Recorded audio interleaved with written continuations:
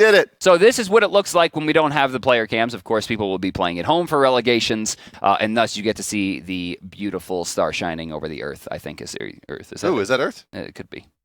I think that's the planet on which Xenu nuked the Thetans. I believe is what that is, actually. This is a Scientology background. Okay. Also, the SMITE Pro League. Geb gets banned away. Noble going to be playing from the bottom side of the minimap. Ao Kwang taken away from Cognitive. Now remember, guys, this is before the newest patch. Ratatoskr has not been nerfed yet, although people are still saying that he's decent. I still expect the bans to come out here. Although, with Bologna ban being there, either Fenrir or Ratatoskr is making it through here. True. Well, we'll see. We'll see. They could ban Sylvanas and let both through in the old, Okay, no, they won't. They don't want to give it the first pick. Ratatasker on the side of Noble. And Noble now charged with first pick. Are they brave enough to pick Fenrir in the first position? Because he has some counters. That's true, but the top tier teams all seem to believe that this is the first pick here. Those top tier teams also have players like ours that are, exceptional junglers. That's true. World-class junglers. And you go kind of down the board. Makes a lot of sense for a lot of teams. And then teams it makes tons of sense for, like AFK, don't pick it. That's very right. true. It's like initiation, boys. And wow. No. Yeah, Fenrir not getting picked here. They're going to opt for Athena, Sylvanas, Janus as the first 3 picks. 3 extremely middle-of-the-line picks in terms of playability. You can never go wrong picking these characters. Unless Opwash gets picked into Sylvanas, which is a really hard counter. Thor, selected by Noble in addition to the Athena. Will they pair this with an Apollo or some other semi or fully global strategy here? No, they'll take the Isis as the dominant mid laner that she is in the current game state. But into the Giannis, it's not maybe as potent as a pick. He's really, really safe on his clear. Medusa, drafted by Cognitive, not wanting to give up that Athena Medusa lane, most likely. I also like the fact that Medusa Sylvanas is probably the best early game lane. There's just no way to push it out. Sylvanas has amazing clear. Medusa has amazing clear. They have great kill potential at 5. But we go back into the ban phase. They're going to take away Shibalange. That's that global. And Serket removed by Noble. They're not wanting to give Cognitive that easy setup. The kick coming off of the ultimate for Serket has some good setup potential, although not with anything necessarily I've drafted so far, but it would have given them some options later on in the draft, and of course, a very competent jungler. And we're going to see the bots. This is an interesting character. A lot of the pros that we talked to really don't think this character is viable currently. It's not that he's not viable so much as that he doesn't bring enough to the table. People are, buying. There's a lot of beads. There's a lot of combat blinks. He's not setting up as much as he used to. Tier well, now going to be picked up. Actually, I think that was kind of my thoughts. He's still good, right? Ultimate's still good. You can force beads. What the thought was, the word on the street, as you do see Noble pick that final global in Apollo, was that his clear time without Hog is just too bad. Without the Hog, the character just slowed down so much. It's really hard to have that dominant snowball performance that you could in past patches. Bakasura. Very strange pick, considering we saw one Baka pick at the last LAN. That was Cyclone Spin, notably the best Baka player in the world, and he got kind of handled. And Baka into Tier doesn't seem particularly good to me. Yeah, Tier can heal up through all of Baka's nonsense. Wave to wave, Tier should be able to control that. Going into the late game, it's also notable that Isis not really affected by Cripple, right? And then it's global on top of global on top of global, which means he can't really get that line. We're going to be looking for Medusa to set up the team fights here. She's going to be looking for those big ults to spread people out, allowing Hunbots to get to the back line. What they do have on the side of Cognitive is multiple reinitiations. Wrath of Terra, into the Stone Gaze. It's actually a lot of space control, and if they could pop beads early, their team fight's going to rock. Yeah, and maybe it's just comfort picks coming out, the bots and the Bakasura and whatnot. Kind of added to the team as just comfort picks. But let's go ahead and get into the game and introduce your squads. And of course, the tier pick becomes very, very obvious here, as that's Wolfie. Old competitive online, Wolfie 2032, going to be Noble eSports in the blue chunks, bottom side of the minimap, left side of your spectator UI. And they will be the challengers here, coming out of the challengers team.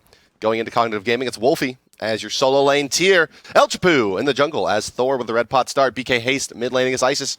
Brochacho and Nantan. They'll be the dual lane Athena and Apollo. Their opponents with a Pro League spot in the last split, now relegating against the top challenger squads. It's Cognitive Gaming, red trunks, top of the minimap, right side of the UI. Shing's sister. Making her competitive debut today. Yeah. Her name is, I had a great name for her. Selena, you call her. Oh, yeah, Selena Rosa. I still don't understand how that's not racist. It's not even remotely racist. Selena Rosa is a beautiful name. Shout out to Shing and his wonderful sister playing Bakasura. Shing doesn't have a sister, everybody. And we speculate that that's who? I'm pretty sure it's Baskin. Baskin, right. We speculate this is Baskin, but we'll see. We actually don't know, me and Bart. Production might, but Sikandra is the Hunbots. Herwind is the Giannis. And that's Wubbin plus famous hate as the dual lane Sylvanas Medusa. So I actually don't know who Sikandara is as well. It could be a name change. It could be a player they found out of nowhere. There's no real way for us to know right now, but it's interesting, right? The squad. The biggest thing to me is that the rumor was that we were going to see Wolfie on Denial. And given the fact that Meerkat is not here and that Wolfie is here, I would assume that Meerkat's going to be the Denial solo laner. Hey, I see what you did there. The power of deduction with Brandon Nance. You know, Sherlock comes back next year. I'm very excited. You're like that guy in the philosophy class that everyone wants to shut up, right? Yeah, all right. You forgot to collect the homework. No, don't do that, though. So Wolfie, he's going to go 1v2 here. Yeah. But on the other side, Cognitive, they're going to elect to get a little bit of extra XP on two how did you say that? Sikandara? Sikandara. I think that's how I'm going to call it. Okay. What they did is they started at mid camps and then went to blue, and now they're going to back up, go for speed. It's possible that they'll also take a shot at the back camps here with Shing's sister. It's going to catch us every time. I know. It's like weird. Like one of those Mad Libs. Oh, look at this. El Chapu getting a little greedy here. BK Haste following the call as well. They're going to take the back camps. It looks like almost for free. They will be stopped here. Going into lane's going to be difficult. Oh, that's a lot of damage early game. Beautiful shot. shot. Human as well. Not going to go for the spin wisely there. Probably on cooldown after jungling, but Herwin able to get out easy peasy anyway. That's a pretty big wing there. Not only did they get the back camps, but they forced them away from the pressure as well. That's a really big win, and maybe that goes back down to the fact that, again, Hanbots doesn't have the clear, he doesn't have the team fight at this stage, and of course Thor, with that Warrior's Madness passive granting him just ridiculous damage, he had no trouble with it whatsoever. But Cognitive doing a nice job with this Hanbots, right? They're playing a pretty nicely timed I guess jungle like pairing squad here, right? The Bakasura jungling with them to help out that clear time. Jan is going to take the back camps, that being a bit more standard, but a non-standard start to help get Hunbots get off to a little bit better of pace. And, you know, once he has a few levels in overhead smash, the hog isn't really that necessary anyway. Now, you'll notice we switched over to Wolfie here. He is leveling power cleaves for sustainability. You can see it's already working out greatly. Shing's sister falling below half, forcing to use one of those potions. Wolfie having a lot more sustainability in lane right now. Sikandara joining Herwin in the middle lane for Cognitive as they try to keep El Chapu and young BK Haste out of their tower. They've been doing a pretty admirable job of keeping this one shoved up, and that's going to translate into a bit of a gold disadvantage as well as some XP disadvantage for Herwin. Wubbin right there going for that raw pull, almost catching Elbro Chacho out of the preemptive strike. Wolfie taking a lot of damage, of course, answering it back with that power cleave. Now, still level 2, decided he's going to take the ultimate, which is smart. This is the only way for him to really escape Bakasura's ult at this level. Right. So being able to have that escape is going to be big. Well, it's one of the big reasons why this matchup just isn't very good for Bakasura. Right, yeah, it's true. Tyr has a CC immune ultimate leap, and ultimates that are leaps will fire through cripples. And, of course, the sustainability to deal with the wave-to-wave poke, which is what he's famous for. Bakasura comes up, hits you a few times with the Butcher's Blade, and then basically clears the wave for free. Wolfie's not allowing to happen. Now, we did see Bakasura for a long time. He was one of the biggest picks in the meta for like 3 or 4 months. Also, outside the Pro League, we know that Wolfie is one of the most notorious ranked players in the world. Has bajillions of games, so he knows this matchup front to back. Yeah, it's bajillion of games, especially on Tyr in the solo lane. Yeah, that's true. Are we going to see a teleport? Shout out to Wolfie. Yeah, no, he doesn't back. Yeah, he'll go for the teleport here, but he's just going to take the XP out of this wave, I think. If you leave Bakasura unchecked, he'll take your tower really easily if there's a creep wave there at all. So, Wolfie looks like he's going to back, but then he may be giving it the blue buff, but it looks like that will be Shing's sister going back for it, so give Wolfie the time to back if he wants it, but will not. Shing's sister has a decent amount of gold here. I'm thinking he's going to finish the Iqbal, go into boots 1. It's possible he can earn enough to go into boots 2. Needs, I think, 3,500 gold total for that. Don't hold me to that math, though. I guess it could be the early oboe as well. Really, really awkward if you go for it, but it's possible. It's possible. It's also possible that he sells all his items and quits the game. Ooh, could you imagine? What a play. That would be the dodgeball commentary, right? This is a crazy strategy, God. Let's see if it works out for him. Oh, thanks, Cotton! So, honestly, pretty slow early game. Both teams look a little nervous to me, and they should be, to be fair. Yeah, oh yeah. But the pace probably benefits Noble. For now, yeah. The issue is if COG doesn't start rotating quickly, that Bakasura is not going to come online. They also need to get some extra experience into that Hunbot as quickly as possible. Of course, Hunbot's having the much better late game over Thor. Fear No Evil obviously going to work a little bit better than Anvil of Dawn in those 5v5 team fights. Realistically, you're not really going to trick anybody with Anvil of Dawn, when they're all facing you down. Yeah, maybe the real kind of difference maker in this engagement is going to be the dual lane here. As you see, the Hunters, it's Nantan and Famous Hate. Outside of Heroin, the two, and Wolfie, of course, Wolfie being Old Man Smite, but the two more, probably the most professional level games on the two of them, I would say. Maybe Brochacho. I'd say, Wolfie is probably the highest. Yeah, well, Wolfie is Old Man River Smite, over there, but yeah. One of the few names that we still see from the 2012 days. Yeah, Lassus. Yeah. Lassus, Zatman, Wolfie, Matty Pocket, although he doesn't play competitively anymore. No. But yeah, Wolfie definitely one of the, I think, most prominent names since the game has launched. Big streamer, always has been on competitive teams. Oh, we're going to get an engagement here. Sylvanas Wrath of Terror going to be used as well. They're going to try to burst down the Isis, but it's not going to come in time. Her ultimate heals her back up a bit. Sikandara is still credited for the kill there as they're able to get her down. And now it's Brochacho in some trouble. Over the top comes Nantan. The pursuit is on. Overhead smash. Didn't get the slow, though. Did Sikandara. Doesn't matter. El Chapu falls to the Giannis as well. And with that, Cognitive has taken the early advantage.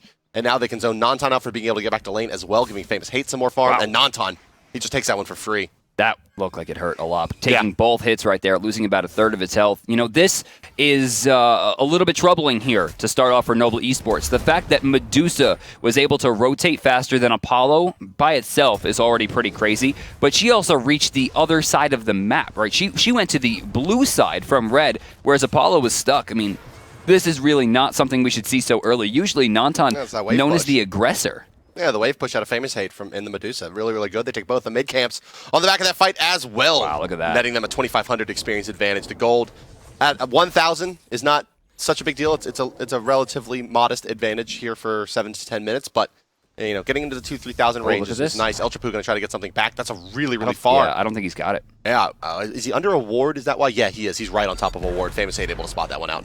Yeah, good warding, good, smart control of the map there from Cognitive. A Thor ult wasted at this stage is maybe not a death sentence, but like his early game is now just shot. Right, and their ability to get any momentum back after that early double kill or 2 kills in the skirmish definitely diminishes. Realistically, though, even if he found that kill, Medusa wound up after that fight 0-0-0. Like, she didn't even have a big part of that.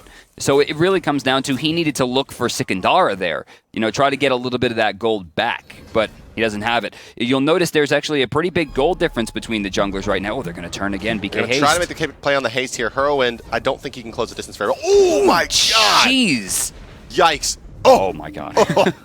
He almost Can you imagine? He almost strafed back into that. I know. BK Haste. Brochacho though credited for that save. That 25% damage reduction just kept him alive. Oh yeah. BK Haste, I'm not sure why. I mean, that's something like I would do, right? Like re-engage. I have seen Bart. There. I have seen Bart play. I am greedy. I am so greedy. Oh man, that would have been real unfortunate, and that would have been Tilt City. Right? Yeah, that would have been the end of the game.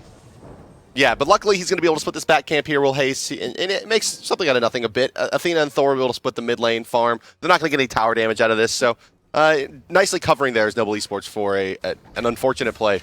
Which is really strong. Wrath of Terror, Nantan in some trouble. They're going to use the ultimate from Medusa as well. They're not going to get the Stone Gaze off. Doesn't matter. The dot damage out of Medusa he had 3 dots on him right there. He had the Viper shot stacks going. He had the Wisps, and he had the Wrath of Terror knockup. That was the dot lane right there. Even if Nantan made it up into the sky, he would have had to travel for 4 seconds to live there, and it just wasn't going to happen. Yeah, he would have bled out, it looks like. Nonetheless, so the kills keep on coming for Cognitive Gaming through 9 minutes now. Yeah. And this one's starting to get a little topsy-turvy in favor of Cog. Noble struggling a bit here. Well, Nantan, even though he's died and the fact that Medusa has a kill, the gold difference is only about 30. I'm not looking sure. At Heroin to BK Haste, though. That's a 3-level advantage on a Giannis. Jeez. And that's just base damage city. I mean, this character thrives off of base damage. And not to mention, Heroin is going for, like, the ultra-greedy Giannis build. Right. It's Pen Boots into Chronos Pendant. Like, that is one of the most damaging builds for the early game, especially on Janus, who has already such short cooldowns. Well, it's actually, let's talk a little bit about that because there's an interesting dichotomy here with Giannis builds. The most popular build is the Chronos Pendant into cooldown boots into Obsidian Shard build, which is an absurd amount of damage, and actually is probably about the same amount of damage as the Pen Boots Chronos Pendant plus item. The big difference being there that you're not having to buy that Obsidian Shard, which is not considered one of the best magical power items in the game currently. But here's Thor El Chapu. He's going to try to make the play. He's going to get the play. Famous Hate. Nope. Oh, no. Famous Hate just runs right on into them there, unable to escape. But point being here, right, Pen Boots into Chronos Pendant leaves him open for something like a Book of Thoth or many, many other items in his third slot over the Obsidian Shard. Sikandara solos down. No, I'm sorry. Wolfie goes down to both that ultimate from Sikandar, which was used as well as the Bakasura ultimate. So 2 ultimates used to kill the tier. Standard play. So I think the big thing to note there is that with that tower going down, Wolfie doesn't need teleport as much. He won't be able to utilize it as freely. Oh, Wubbin super low right now. Yeah, that one hurt. El Chapu, getting it. That'll be a Gold Fury. Yeah, nicely played there by Noble. The poke on point, and they'll keep Cognitive from being able to get any kind of positioning to aggress into that. And with the 2 big ultimates expended on the right side, it's a smart play from Noble to go ahead and force the objective on the left. Now, I'm pretty sure that was a 250 gold per person win right there. As you look at the graphs, you see the spike back up. They still have a really strong lead. Maybe not in gold, 1,400, not amazing, but 4,200 experience still gives them a massive advantage at this stage of the game. Talking about, of course, Cognitive Gaming, who Sikandara going and taking that rub buff. Uh-oh. Oh, no, nah, he's fine. Good old Giannis Janus. Portal of Freedom. Nice job, Heroine. Heads up play. Wolfie right now, 0-1. We should note that the only time a jungler has ganked the solo lane, it has been Cognitive. We have not really seen El Chapu on this side of the map. Yeah, and Bakasura, he's definitely gankable. Like, this is not a character that's particularly mobile. He has 1 leap, but that can be easily followed up with... He is particularly noble, though. No, he's not. He's on the other team. I felt like that was my chance for that. Sometimes you just see it all lined up in the shooting gallery, and you have to go for it. Production, you just stay quiet. We're casting right now. So 12 minutes almost. 4-1 now for Cognitive, or I guess still for Cognitive. Whoa. Been a small... Okay, yeah, hey. Oh, yeah, right, because he took the red buff on the bottom side. Yeah. All right, so I don't hate this, man. Janus with speed buff is... fast. That's really annoying. Oh, Thor, Athena. They're going to try to make the play on... it's like we just called for it. Hammer? No. No. Well, where was the tier ultimate? Wolfie, please. Yeah, no tier ultimate. It actually looked like Wolfie was just, it was just a miscommunication. Like, he was too far back for that fight to continue. Look at this. And look now, at this guy. Sikandar is going to re-engage into 3. He's going to get Fearless. He's going to beat it away. Wrath of Terra is there. That's a kill onto El Chapu. Looks like he got the crit there. Wolfie on needs that to hit. ult. Wolfie behind the rock. Nope. Wolfie's dead. Pop. Over the top comes Sikandar. Not going to find the slow, but they will get the snatch on Wubbin.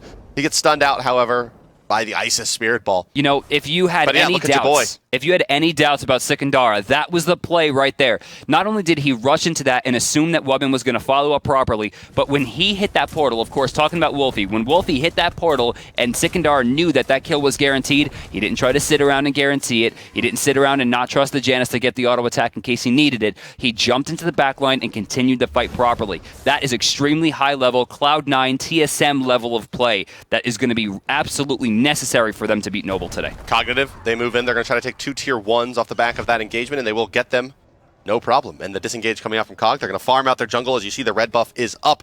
Heroine going to lead the charge there as we just passed the 13-minute mark. 7-1 for Cognitive Gaming, defending their spot in the Pro League. So, Bart, let's talk a little bit about... Let's reiterate, right, what we talked about before, and that's... Humbots currently isn't in the meta as much as because he can't farm up as quickly. He can't clear as quickly. He doesn't really come online, right? But Bart, what happens when you're 3-0-2 at 13 minutes and you have the highest gold in the game? Well, it's not...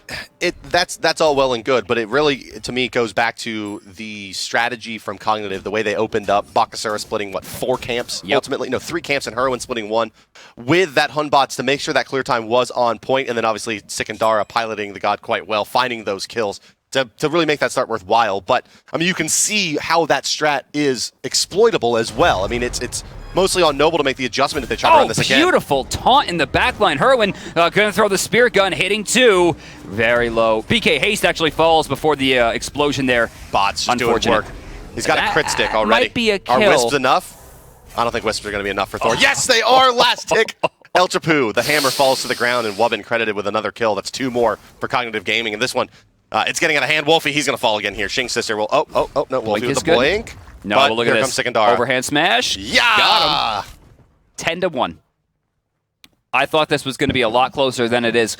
Cognitive showed a lot of weakness towards the end of the split here, but They are clearly doing their homework because Noble came in with a fire, right? They picked up Wolfie to replace their solo laner because they're like, we need to pull out all the stops here. We're going to get the old band back together, and we're going to try to rock this one out. So far, nothing doing. Cognitive getting a tier 2 right there. Hindu Man, please, back to the graphs. Yeah, let's talk quickly about the that first engagement off to the left side of mid lane where Nantan ulted in, got beat on the rotation by Famous Hate, and they got nothing done in that fight, ended up dying and lots and lots of farm was available then in the lane for Famous Hate. That's a big part of where I think this game turned. Look at this. It's also the first use of the Hunbot's ultimate that we then see being displayed again, and it's a rampage for Sikandara. They're going to find a two-man taunt out of Brochacho, but he is forced to run. He gets rooted out by Sylvanas. The burst damage coming through is the shotgun plus the ultimate.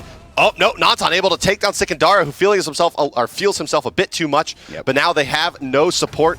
Wolfie's done a bit of damage to Heroin, but it's Famous Hate in the backside of this fight, unchecked. Oh. No, they find him with the Spirit Ball, but here comes Shing's sister. Yeah, this could be big. Does he have the cripple? No, he's just looking for damage. Nantan forcing out the beats here. Takedown, gonna do a lot of damage. Wolfie trying to control, not in time. Yeah, shotgun now once again from the Giannis.